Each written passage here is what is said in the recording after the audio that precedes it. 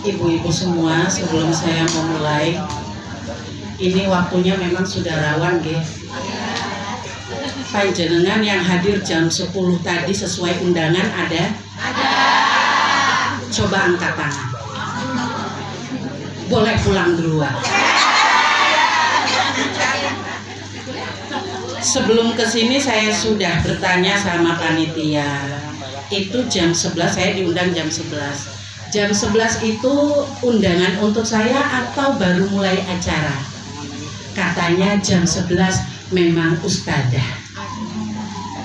Karena anggota diundang jam 10.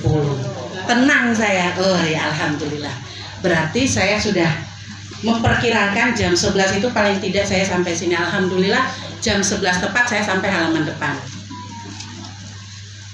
Dan Masya Allah ya, kita udah ngelewatin jam duhur, ngelewatin jam makan.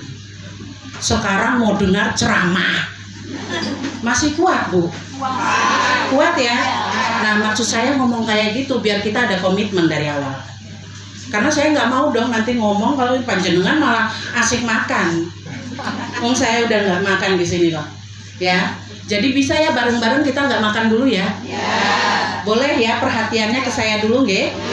Oke, karena eman-eman udah datang jam 10 kok sampai sini nggak dapet hikmah sawalannya. Ya, tadi kata ibu jangan bahagia dulu dengan kabar gembiranya. Kalau hubungan kita dengan Allah saja nggak dekat, gimana mau bahagia lahir batin? Ya, boleh ya? Sepakat ya? Oke, fokusnya ke saya dulu nggih? Saya akan memulainya. Bismillahirrahmanirrahim. Assalamualaikum warahmatullahi wabarakatuh. Waalaikumsalam warahmatullahi wabarakatuh. Alhamdulillahirabbil alamin. Allahumma shalli ala Muhammad wa ala ali Muhammad. Amma ba'd. Yang saya hormati semua tamu undangan yang dikhususkan pada pertemuan hari ini, dan yang paling saya cintai mereka-mereka yang tadi datang tepat waktu. Saya doakan panjenengan semua oleh Allah itu dikasih pahala yang berlipat ganda. Amin. Panjenengan nantinya mungkin di dunia tidak terlihat tapi di akhirat sangat terkenal. Amin. Untuk teman-teman yang mungkin tadi agak belakang-belakang datangnya, khususnya anggota nih yang diundang jam 10-an, datangnya jam 10.30. Apapun itu semoga semua yang jenengan rencanakan, jenengan upayakan itu dimudahkan oleh Allah. Amin. Para hadirin sekalian, kesempatan siang hari ini saya tahu kondisi sangat tidak ideal untuk mendengarkan ceramah. Ya, otak kita itu udah bertarung dengan yang namanya mungkin lapar, capek, duduk dari tadi, gitu ya. Maka mungkin saya tidak akan banyak teori dalam hal ini. Kita langsung berbicara saja tentang dinamika kita sebagai seorang guru PAUD. Tidak mudah, betul? Atau ada yang merasa mudah? Jadi guru PAUD enak kok nyanyi-nyanyi tiap hari kok. Ada yang merasa cuma kayak gitu? Tidak, apa ibu-ibu ya? Di bahu jenengan, di tangan jenengan, itu Allah kasih amanah untuk membentuk calon pemimpin. Maka tugas panjenengan itu tidak mudah, tidak gampang, tapi pahalanya yang paling besar. Anak datang dari rumah belum paham Al-Fatihah, panjenengan dengan keikhlasan berhari-hari jelasin atau mungkin hafalkan Al-Fatihah, kemudian dia bawa Al-Fatihah itu sampai matinya, maka pahala itu akan terus mengalir kepada panjenengan. Amin. Maka jangan pernah menganggap remeh menghafal Al-Fatihah. Ayo anak-anak, kita baca dulu Al-Fatihahnya, gitu ya. Lakukan itu dengan penuh kebahagiaan, lakukan itu dengan penuh semangat. Ingat janji Allah untuk menjadikan itu semua sebagai amal jariah panjenengan. Bahkan hingga panjenengan itu sudah tidak ada di dunia, pahala itu tetap mengalir. Ibu-ibu pejuang pendidik generasi, akar rumput yang terkadang tidak terlihat, bahkan kebutuhannya tidak diketahui, bahkan kadang haknya rodo dipotong-potong sedikit. Hari ini kita berkumpul dalam rangka Syawalan. Dari awal sampai akhir yang kita dengar adalah taqabbalallahu minna wa minkum. Mohon maaf lahir batin. Secara lahir bisa jadi kita sudah maafkan, senyum terkembang, ya kan? Walaupun mungkin kesel maunya aku duduk nang gini. Tapi karena kita ikrar tadi, akhirnya kita juga ikut membacakan. Termasuk seperti sekarang, saya keasikan ngomong sampai lupa memperkenalkan diri. Ono sing ngebatin orang ini? Ada ya? Wes, saya sudah tahu dilihat dari wajah-wajah yang rada, ya, nggak apa-apa, tunjukkan aja itu ekspresinya, biar saya juga di sini sadar gitu. Oh iya, belum perkenalan. Izin perkenalan dulu ya. Nah, dari yang tadi sudah disebutkan, nama saya Rodotul Jannah, CPLA. CPLA itu Certified Paralegal Law of Aid, ya. Jadi itu adalah paralegal yang membantu orang-orang yang tidak mampu untuk mendapatkan hak hukum. Ya, jadi misalnya panjenengan kok dalam keluarga atau mungkin tetangga kenalan punya masalah hukum, terus nggak tahu arek ngadu kemana untuk bisa dapatkan bantuan hukum, nah itu bisa lewat saya, gitu deh. Nah, saya adalah ibu rumah tangga dengan 6 orang anak, alhamdulillah ya. Jadi untuk urusan dunia anak sudah saya terjun sejak tahun 2000. Ya, itu dinamikanya ngurusin anak orang, anak sendiri udah saya makan semuanya itu, ya. Nah, saya juga mungkin tadi mendengar saya berbicara, barangkali ada pertanyaan, ini kok bicaranya kayak gitu ya, nggak seperti biasanya pakai Jawa kromo gitu ya. Mohon maaf, saya dari Merauke, Papua, jadi memang tidak pakai bahasa Jawa ya. Jadi ini termasuk Bhinneka Tunggal Ika gitu ya. Jadi nggak apa-apa, sekali-sekali jenengan itu mendapatkan penceramah dari luar Jawa gitu, biar tahu tesnya gitu. Oh kayak gini tuh ternyata penceramah dari luar Jawa itu, gitu ya. Saya pikir untuk perkenalan cukup sekian aja ya, supaya tidak terlalu lama-lama kita dalam hal perkenalan. Nanti, gimana Bu? Oh, alamat saya itu di Ngentak, Kadibeso, Sabdo Dadi, Bantul. Jalan Paris, kilometer 11,5. Dari perempatan Manding itu saya ke selatan dikit, nanti ke timur. Iya. Kalau nanti ada kebutuhan untuk saya mengulangi lagi ceramah saya, silakan aja kontak-kontak begitu ya. Atau mungkin kepengen gimana caranya tips-tips mengajar anak-anak supaya langsung tenang, begitu gurunya bicara mereka langsung tenang, itu bisa kontak saya juga ya. Kita bisa berbagi pengalaman. Baik, gimana Bu? Nomor kontaknya, baik, Ibu Panitia? Iya. Mohon maaf ya Ibu ya. Nanti biar di-share sama Ibu Panitia. Ini saya mohon maaf ya, rodo batuk-batuk ya. Ini bukan karena saya minum es. Karena selama Syawalan ini ngomong terus, gitu. Jadi ini saya minta maaf ya. Saya mungkin mau minum dulu, boleh ya? Boleh. Oke. Iya, matur nuwun Ibu. Mudah-mudahan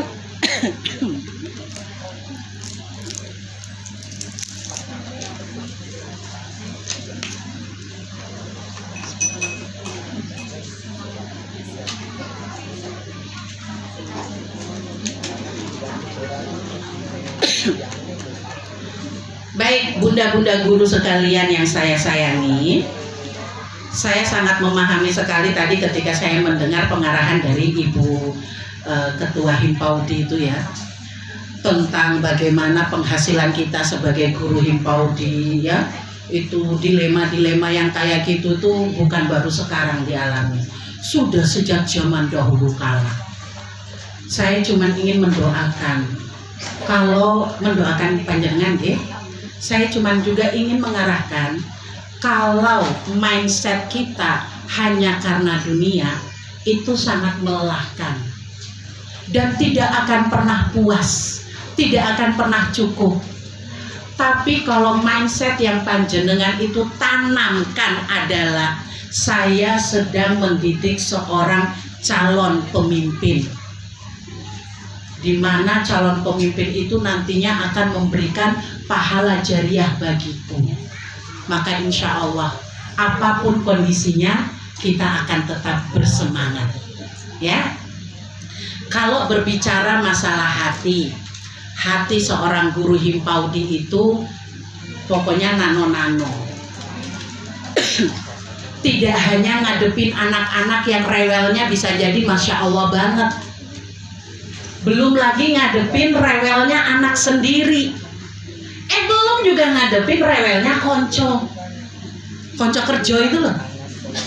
Kan belum tentu semua teman kerja kita itu memiliki pembawaan yang menyenangkan atau membahagiakan. Ada juga teman kerja kita yang bisa bikin nambah beban pikiran. Situasi, kondisi panjenengan dengan semua itu ditambah dengan mungkin bayaran yang kalau dilihat Allah tidak seberapa, itu tentu akan mempermainkan hati kita. Di sini yang kerja, yang ngajar, kalau moodnya lagi nggak enak, terus nggak bisa ngajar, ada nggak? Jadi dia ngajar itu sesuai mood. Kalau lagi bahagia, iso semangat. Nih kalau dia lagi tidak bahagia, lagi dikejar cicilan, senyum bisa, tapi di sininya bergolak terus. Ada yang kayak gitu? Nggak usah ngaku, nanti tidak ketahuan. Cukup katakan dalam hati gitu ya, nggak usah ngaku, nanti nggak didengar teman sebelah. Ya, bicara masalah hati, Syawal ini adalah saatnya kita untuk membersihkannya. Tadi juga udah disampaikan ya. Ramadan kita sudah dilatih 30 hari ya. Untuk apa? Menahan emosi. Apapun yang terjadi secara sadar kita tahu aku lagi poso. Ora kepengen pahala posoku berkurang. Maka ya wes apapun yang terjadi tekota astagfirullahalazim, sabar. Gitu ya. Tapi begitu selesai Ramadan, masuk Syawal, jangankan yang masuk Syawal, kadang itu ada celotehannya gini. Tunggu nanti berbuka. Saya kita tahan biar gak ngedumel sek. Nanti kalau sudah selesai buka tak keluarkan semuanya. Arek ngegosip pakai janjian. Nanti ya berbuka. Nggak usah tunggu selesai Syawal, nggak usah Syawal. Kadang nunggu buka dilanjut itu perasaannya. Dan ini makanya sekarang Syawal ini adalah pembuktian sebenarnya. Apakah kita ini benar-benar bersih hati atau enggak? Dan bersih hati ini adalah jalan sunyi yang tidak semua orang tahu. Hanya kita dan Allah saja yang tahu bahwa kita sedang dalam proses pembersihan hati. Ketika jenengan dengan sekuat tenaga untuk tidak iri hati dengan teman yang mungkin punya penghasilan lebih, ora ono sing tahu. Ngelihat teman pegang amplop kok rada tebel punya jenengan, nggak ada yang tahu ketika jenengan itu berusaha sekuat tenaga untuk jangan iri. Ya Allah, ini pancen rezekiku cuma segini, ya Allah tahan hatiku. Nggak ada yang tahu. Itu yang disebut jalan sunyi. Pertanyaannya adalah jenengan mau nggak melalui jalan sunyi ini? Ya, karena jalan sunyi ini bukan jalan yang terkenal. Orang yang melaluinya itu nggak ada yang tahu. Saya ajak jenengan untuk melihat kisah seorang sahabat di zaman Rasulullah. Beliau itu ceritanya suatu hari Rasulullah itu berkumpul dengan para sahabat. Kemudian Rasul bilang sebentar lagi akan muncul orang ahli yang akan menjadi ahli surga. Sahabat itu pikirannya, wah ini ahli surga berarti ibadahnya mantap tenan ini. Diperhatikan, ditunggu. Sing lewat ternyata seorang lelaki yang sama sekali tidak kelihatan kalau itu seorang ahli ibadah. Dia lewat. Sahabat bingung, kok yang itu? Wes, hari pertama. Hari kedua, berulang lagi. Nabi bilang, sebentar lagi akan lewat seorang ahli surga. Sahabat nunggu lagi. Lagi-lagi tuh laki-laki yang kelihatan gak terkenal itu lewat. Udah kepo banget ini sahabat, kok iso orang yang seperti ini disebut ahli surga. Sampai kepada hari yang ketiga, Rasul berkata seperti itu lagi, sebentar lagi akan lewat laki-laki ahli surga. Dan lagi lelaki itu yang lewat. Seorang sahabat namanya Abdullah bin Amr al-As kepo, saking keponya. Jadi nggak cuma kita-kita aja nih sekarang yang tukang kepo. Sahabat dulu juga ada yang tukang kepo. Saking keponya dia ngikutin laki-laki itu, terus minta izin untuk tinggal di rumah itu 3 hari. Selama 3 hari kerjaan dia apa? Ngintip.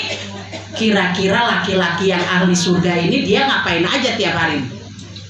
Diperhatikan siang malamnya sampai 3 hari. Abdullah merasa biasa aja. Sampai hari ketiga saatnya pulang. Abdullah bin Amr al-As nanya, wahai sahabat, kamu itu oleh Rasulullah dibilang ahli surga loh. Saya perhatikan 3 hari ini kamu nggak ngapa-ngapain. Wong tahajudmu biasa aja, sholatmu yo biasa, tilawah Quranmu yo biasa. Aku yo kayak gitu. Lah kok iso kamu jadi ahli surga? Maka sahabat itu menjawab, saya memang biasa aja ibadahnya. Hanya saja setiap malam saya berusaha untuk membersihkan hati. Saya maafkan orang-orang yang memiliki salah denganku, dan aku selalu memohon ampun pada Allah untuk menghapus dosa-dosaku. Saya nggak punya iri hati, saya nggak punya dendam, saya nggak punya hasad terhadap orang lain.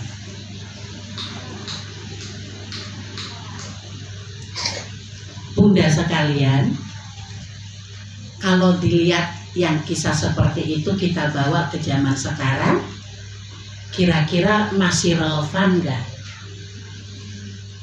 Panjenengan pernah dengar kisah seorang ex dosen yang ngamuk di depan garasi tetangganya hanya gara-gara si tetangga beli mobil yang dia impikan? Pernah dengar kisah itu viral itu di media sosial. Ngamuk gedor-gedor garasi. Kok bisa kamu beli mobil yang aku pengeni? Lah ini persoalannya nang ndi iki?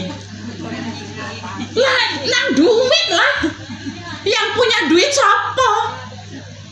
Tapi dia yang ngamuk. Ini masalah hati.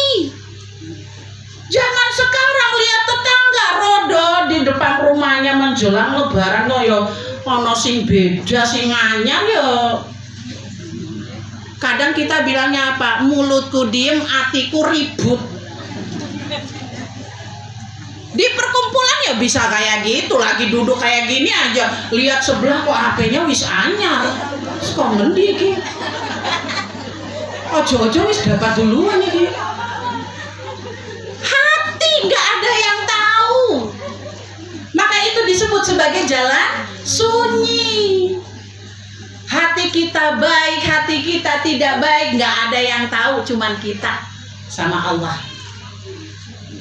Ketika ingin diperbaiki, hanya kita dan Allah saja yang tahu. Nggak ada orang lain yang mengerti itu. Maka itu dalam Islam yang dihargai adalah proses, bukan hasil. Ketika seseorang kita kadang ngelihat halah sok-sokan, gaya-gaya nih sing paling tahu, paling alim, nyatanya juga ya koyo ngono kae. Kita melihatnya masa lalu dia yang seperti itu, padahal dia sedang berjuang, sedang berusaha untuk memperbaiki diri. Tapi yang terbayang di kepala dia yang dulu. Bisa jadi ketua Himpaudi kita dulu mungkin ketika masih bersemangat suaranya menggelegar, kalau perintah main tek. Sekarang karena usia mungkin lebih lemes. Alah nyatanya dulu juga suka marah-marah. Kita ngelihatnya yang dulu. Padahal ada namanya proses. Dan yang sering membuat keliru itu, kita itu menilai manusia jahat nggak jahat, baik nggak baik, kalem nggak kalem lewat suara. Saya baru masuk dalam ruangan, anak semua macet. Ketika ditanya orang apa, guru-guru ada yang tanya, baru lihat orang tanya, kok iso ya kaya ngono? Yang lain menjawab, oh gimana badannya aja seperti itu, suaranya ya apa lagi. Lah yang lain gurunya kalau teriak mesti pakai ini mic. Saya nggak perlu pakai mic, cukup baik. Anak langsung duduk. Saya kasih tahu kunci didik anak kecil, anak TK, himpaudi, suara itu harus keras. Di sini ada guru yang suaranya lembut? Ada. Panjenengan nek suruh anak kira-kira langsung didengar apa enggak? Keras nggak asal keras, nggih. Kerasnya itu ada wibawa di dalamnya. Karena anak itu hatinya itu sensitif, ngerti keras karena marah dengan keras yang memang menyayangi. Itu mereka itu sangat peka dengan hal itu. Maka jangan sok-sokan keras padahal kosong. Ya, oh kata Bu Nida, kata Ustazah Nida kudu suara kenceng. Saya itu ya, kalau datang ke sekolah temen, kadang sampai akhirnya saya merasa risih sendiri. Karena teriakannya itu cemengkling gitu loh Bu. Itu bisa memang betul sampai ke masjid sebelah itu kedengaran. Nih di kuping yang orang deket situ ya Allah menyakitkan ini. Karena yang dia pakai itu suaranya suara kerongkongan, jadi cekik ngono kuwi. Nek mau suara yang ini ambil dari suara perut. Dada itu naik. Tapi kalau mainnya yang di sini, aduh udahlah kita lehernya sakit. Anak nggak dengar lagi. Ya. Maka ibu-ibu semua ya, ini kalau berbicara tentang dinamika kita mendidik anak, itu memang tidak mudah. Tadi kita ngadepin anak dengan pola tingkah mereka ya, belum lagi ngadepin wali murid. Alah, enak deh dapat wali murid itu yang perhatian, yang memahami kerjaan kita. Nih kalau dapat yang nggak perhatian, taunya nitip doang. Kok anak saya kayak gini sih, di rumah nggak pernah saya ngajari loh kayak gitu, kok iso pas pulang di rumah dia malah kayak gini. Ini mesti karena bu gurunya nggak perhatikan. Anak jatuh, lah kok iso dia jatuh? Lah punya kaki. Jatuhnya anak bisa-bisanya yang disalahkan guru. Apa dipikir anak 23 itu sang guru juga harus ngikutin semua kan enggak. Ini kalau kita udah ngadepin orang tua yang nggak pengertian, itu tekanan batin loh Bu. Jenengan merasakan tekanan batin orang? Oh berarti ada orang tua yang ngono. Saya pikir cuma zaman dulu loh. Sekarang ya ono. Apalagi yang dihadapin orang tuanya Gen Z. Iya kan? Ini guru yang di sini ada yang Gen Z juga? Ada nggak? Oh nggak mau ngaku ya wes rapi. Soalnya guru Gen Z juga jadi masalah ini. Kalau memang ada guru Gen Z di sini suruh duduk paling depan. Jangan taruh di belakang. Nah, ibu-ibu sekalian ya. Maka tadi yang saya sampaikan, kita punya hati ini terlalu banyak masalahnya. Ya. Tergantung panjenengan itu mau menghilangkan kerak-keraknya apa enggak.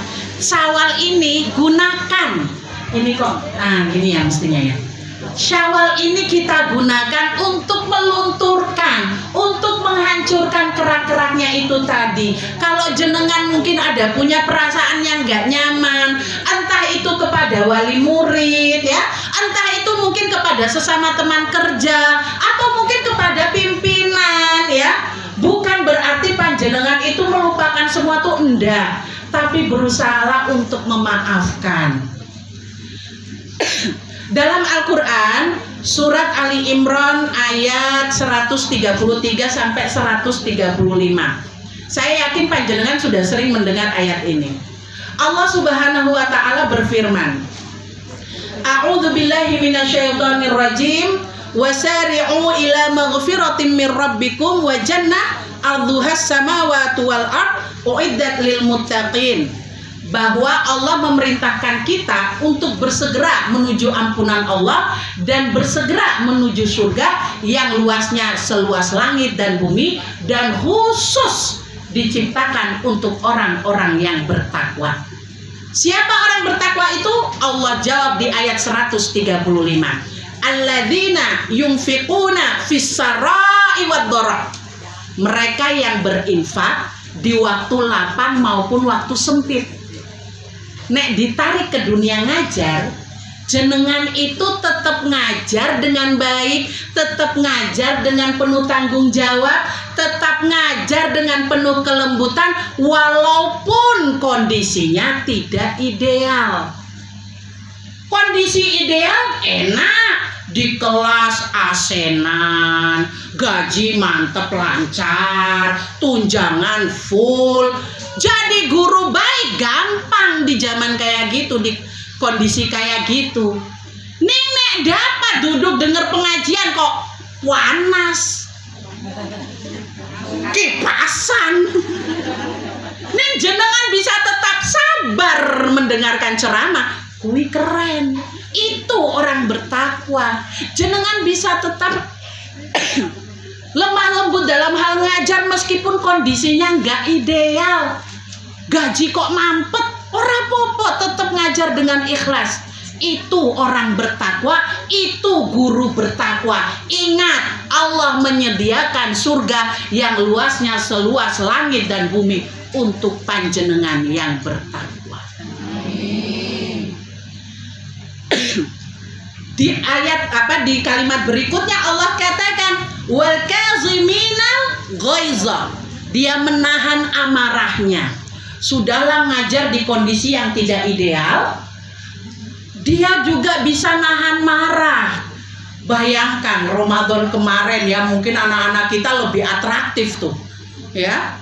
Wong mereka juga lagi belajar puasa, mereka juga lagi latihan menahan lapar, menahan haus, mesti yo rewel. Lah bukan mereka aja, kita yo iya, udahlah teriak-teriak untuk ngajar, ditambah lapar haus. Lah jaga emosinya itu terkadang bablas. Nih saya percaya panjenengan kalau mau jadi seorang yang muttaqin, maka jenengan mampu menahan amarah. Masalah tunjangan, masalah apa yang mungkin belum jelas, ujung-ujungnya jenengan tetap bisa bersabar. Siap nggak ini? Jangan jawab, nanti bapak penilik dan ibu ketua ya sudahlah, udah pada sabar, jangan dijawab ya. Cukup dalam hati, insya Allah saya sabar gitu. Apapun kondisinya ya. Berikutnya Allah lanjutkan lagi, wal afina aninnas. Dia memaafkan manusia. Panjenengan jadi guru, kondisi ideal ataupun tidak, ning maafnya jenengan itu luas. Apapun kondisinya, saya maafkan. Gitu ya. Ingat, ketika panjenengan belajar untuk memaafkan, disitulah surga Allah disediakan. Maka ibu-ibu yang dirahmati Allah, saya cukupkan hikmah syawalan kita hari ini dengan dua ayat tadi. Ayat yang ke-135 itu Allah cuman mengingatkan ya. Walladzina idza fa'alu fahisyah aw dzalamu anfusahum. Allah bilang seorang guru, seorang manusia itu enggak sempurna. Wajar ketika mungkin emosi kita meledak ketika menghadapi anak, menghadapi teman kerja. Tapi jangan lama-lama dengan itu. Bersegeralah kembali kepada Allah, mohon ampun pada Allah, minta maaf pada Allah. Barangkali mungkin dalam kepala kita yang lagi kusut, temen ada yang nanya tiba-tiba, apa sih nanya-nanya melulu, mbok cari sendiri kenapa sih? Bagi kita mungkin biasa, ternyata teman kita juga punya masalah, tersinggung. Nah ini, singgung dan singgung ketemu. Akhirnya apa? Gak teguran. Ya, ini barangkali pernah kita seperti itu, maka bersegeralah mohon ampun kepada Allah. Allah bilang kita memang gak sempurna. Orang-orang yang mereka itu fa'alu fahisha, apabila mereka melakukan perbuatan keji, au zalamu anfusahum, atau mereka itu menzolimi diri sendiri, maka zakarullah fastaghfaru lidzunubihim, mereka banyak mengingat Allah dan mereka mohon ampun pada Allah. Maka ibu-ibu guru semuanya, panjenengan yang berada di garis depan mendidik para generasi muda kita, tetap semangat nggih. Apapun kondisi kita, seperti apapun diri kita, percayalah Allah sudah mempersiapkan surga yang luasnya seluas langit dan bumi ketika panjenengan bisa untuk tetap mengajar dengan baik. Kebaikan jenengan tidak pernah tergantung pada tunjangan, tidak pernah tergantung pada gaji, tidak pernah tergantung pada pujian manusia. Sampai di sini bisa dipahami? Kita pulang nanti ya, bertekad kita, aku ngajar untuk anak-anak ini sebagai amal jariahku. Ya, jadi udah, kalau udah sebagai amal jariah nggak perlu mikir-mikir yang lain. Nanti Allah yang kasih, wes percaya. Ketika panjenengan menolong agama Allah, Allah pasti menolong panjenengan. Jenengan mempersiapkan generasi muda Islam, ya, generasi muda yang akan menjadi pemimpin yang menegakkan Islam, percayalah, Allah telah mempersiapkan balasan untuk panjenengan semua. Bapak lagi. Iya, Bapak benar, ada bapaknya. Bapak dan juga ibu guru semuanya. Maka kita ambil kesimpulan, nggih. Sebagai guru, kita akan tetap mengajar, tetap menjadi baik dalam kondisi apapun. Kita akan memudahkan, memaafkan manusia, dan kita akan mencoba untuk selalu menahan amarah. Dan apabila tidak mampu menahan amarah, sempat tergelincir, segeralah kembali kepada Allah. Mungkin itu saja yang bisa saya sampaikan. Mudah-mudahan apa yang sudah panjenengan dapatkan hari ini mampu untuk memberikan semangat baru memasuki kelas ya setelah libur Lebaran, dengan semangat baru sebagai guru yang pemaaf dan juga guru yang tetap baik di segala situasi. Mari kita lanjut dengan membaca doa. Mudah-mudahan doa ini sampai kepada Allah dan juga mampu menjaga kita dari perbuatan yang tidak baik. A'udzubillahi minasyaitonirrajim. Bismillahirrahmanirrahim. Astaghfirullahalazim, astaghfirullahaladzim, astaghfirullahalazim. Allahumma salli ala Muhammad wa ala ali Muhammad, amma ba'd. Ya Allah, ya Razzaq, Sang Maha Pemberi rezeki, di hari ba'anmu kami bersimpuh membawa segala lelah yang kami simpan rapat-rapat di dalam kelas. Engkau Maha tahu setiap keluh yang jatuh saat kami membujuk tangis anak didik kami. Engkau Maha melihat setiap beban pikiran kami saat harus membagi fokus antara mengabdi di sekolah dan mencukupi kebutuhan dapur di rumah. Ya Allah, ya Gani, yang Sang Maha Kaya, ampuni kami jika terkadang hati ini merasa sempit karena angka-angka dunia. Jika terkadang kami merasa cemas akan esok hari karena penghasilan yang tak seberapa. Lapangkanlah rezeki kami dari jalan yang tidak kami sangka-sangka, ya Allah. Cukupkanlah kebutuhan kami dengan keberkahan-Mu, sehingga sedikit terasa banyak dan yang banyak membawa ketenangan. Jangan biarkan kesulitan ekonomi ini menggerus kemurnian niat kami dalam mendidik, ya Allah. Ya Allah, Sang Pemilik hati, bersihkanlah hati kami dari sumbatan rasa lelah yang menjadi kejengkelan. Ampuni kami jika kami merasa beban pekerjaan. Ampuni kami, ya Allah, ketika lisan ini pernah berucap tajam, atau mata ini pernah memandang tajam kepada anak-anak kami. Ya Allah, basuhlah rasa bersalah kami, gantilah lelah kami dengan lillah, dan jadikanlah setiap langkah kaki kami menuju sekolah sebagai penggugur dosa-dosa kami. Ya Allah, ya Latif, Sang Maha Lembut, karuniakanlah kepada kami kelembutan hati, sebagaimana Engkau titipkan pada baginda Nabi Sallallahu Alaihi Wasallam. Ya Allah, jadikanlah tangan kami tangan yang penuh rahmat saat menyentuh kepala anak-anak didik kami. Jadikanlah setiap huruf yang kami ajarkan menjadi aliran pahala jariah yang tidak pernah putus. Ya Allah, ya Jabbar, Sang Maha memperbaiki keadaan, kuatkanlah pundak-pundak para guru Himpaudi ini. Angkatlah derajat mereka, muliakanlah kehidupan mereka dunia dan akhirat. Jangan biarkan mereka sendiri dalam jalan sunyi pengabdian ini. Jadikanlah anak-anak didik mereka kelak menjadi saksi di hadapan-Mu bahwa mereka telah berusaha menjaga amanah-Mu dengan hati yang tulus. Rabbana atina fid dunya hasanah wa fil akhirati hasanah wa qina adzabannar. Amin ya rabbal alamin. Bunda Guru PAUD sekalian, saya titip semangat untuk panjenengan semua.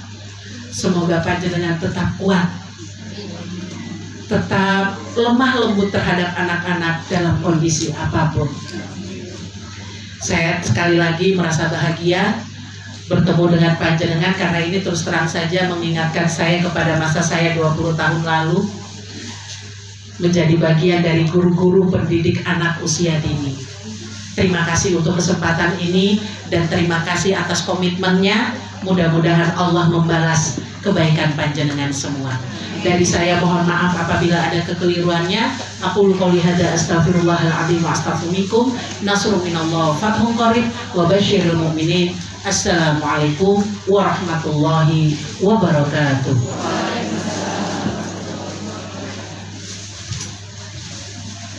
Ucapkan terima kasih kepada Ustazah Raudatul Jannah PPLA yang telah memberikan tausiahnya kepada kita semua. Untuk acara selanjutnya kami mohonkan sambutan dari Ibu PAUD Kapanewon Panda kepada Ibu Fitriah SPD, kami persilakan.